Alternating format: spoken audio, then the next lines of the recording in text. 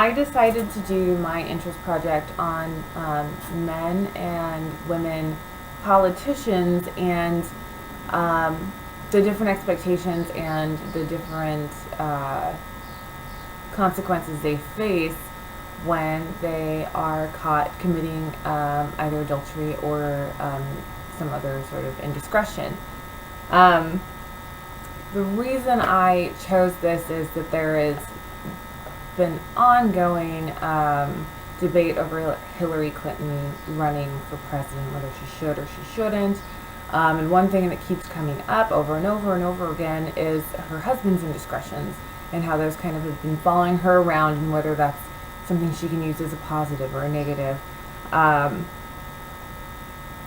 Also, I'm an avid CNN viewer, so I've also seen numerous male politicians have their indiscretions brought to light and see how that affects their careers. And it occurred to me that I'd never seen a woman politician get nearly as much fanfare over an affair or anything of that nature. So what I decided to do was go online and look at a lot of op-ed pieces from some of the larger newspapers and journals, and public opinion and how the public felt about those op-eds. I think that's actually more important. And also look at some studies of whether or not there's some underlying reason that there doesn't appear to be as many females in politics who are committing adultery or being caught. So basically, we'll move on, and I have a few particular points that I want to talk about. Okay, so first I'm going to start with something I ran across repeatedly that was kind of comical to me. That there seemed to be a lot of opinion, even from female politicians, that they just don't have the time. That women in politics just don't have the time for extramarital affairs, whereas their male counterparts do, because they have wives at home taking care of all the responsibilities for them.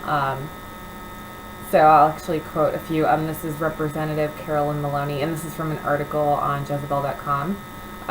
She said, "Who has the time? I don't have enough time in the day to take care of the responsibilities I have between work and family." Another woman, Juliet Williams, Associate Professor of Women's Studies at UCLA, said, "In a certain way, it's a privilege, and it still belongs predominantly to men." And most of these women were talking specifically about extramarital affairs. This is an article by Megan Carpenter, by the way.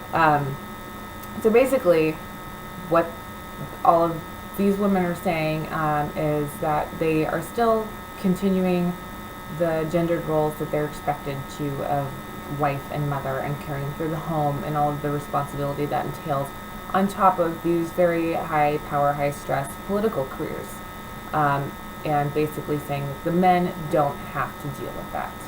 So therefore the men have time to have extramarital affairs and do stupid things, apparently. Next major theme I was finding was that men are kind of expected to make bad decisions and that they're kind of stupid. I actually saw that word repeatedly in a number of pieces covering some of these politicians' indiscretions. One even said laughable about Anthony Weiner's attempts to apologize and look like he was apologetic in public, and it's all kind of a joke. It's kind of the boys will be boys. In fact, one article from the New York Times said that, and I'm paraphrasing here, that in Congress, whenever they see another one of these politicians being called out on TV for adultery, that they just kind of roll their eyes and think, oh, here we go again. It's just kind of expected. I will quote from this article. Okay, so I have a quote from this article. When voters find out men have ethics and honesty issues, they say, "Well, I expected that." When they find out it's a woman, they say, I thought she was better than that. So in that sense, women are kind of held to a higher ethical and moral standard still.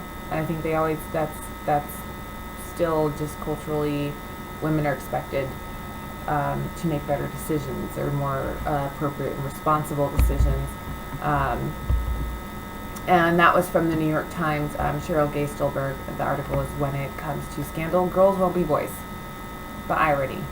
Third major theme that I came across was the fact that, and this is kind of alluded to in the last section, is that female politicians feel that they must be held to a higher standard, and that they must work harder, and that they have to prove themselves, and that they are under much heavier scrutiny than their male counterparts, just by virtue of their being so few of them, and also just, in general, the way American culture is, that women, I think, have always kind of felt that they need to work harder to prove that they're as good as a man, that they can do just as good a job as a man.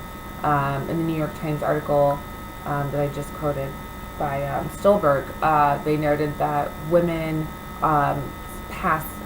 send through much more legislature, and that they spend much more time on the floor. Their speeches are longer. A lot of these women in politics admit that they feel that they must hold themselves to a higher standard.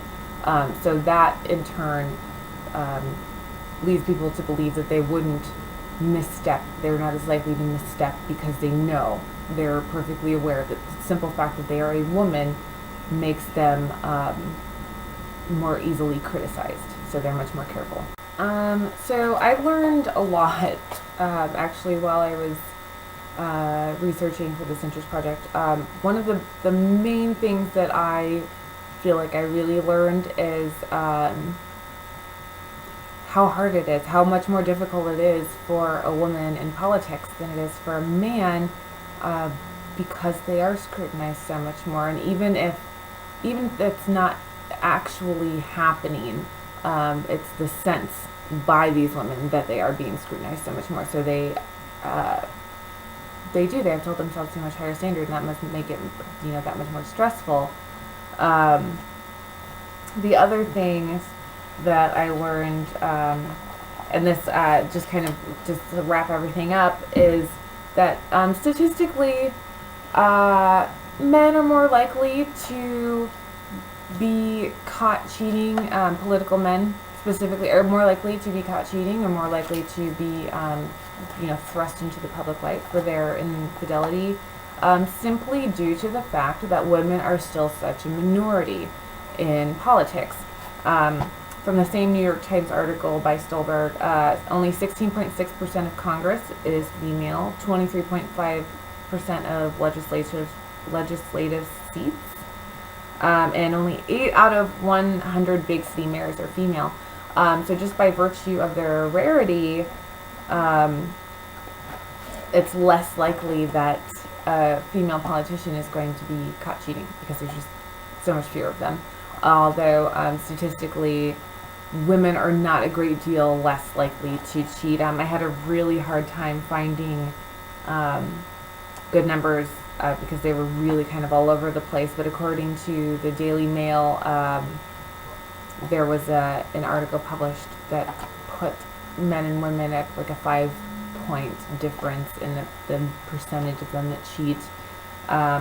According to that same New York Times article, somewhere between 20 and 60% of women are unfaithful. And it's something like 70% of men are unfaithful, according to Psychology Today. So, yeah, I learned a lot. I hope you guys learned something too. I just, it kind of went a different direction than I expected, and I'm kind of glad it did. It was an interesting thing to research. Thank you.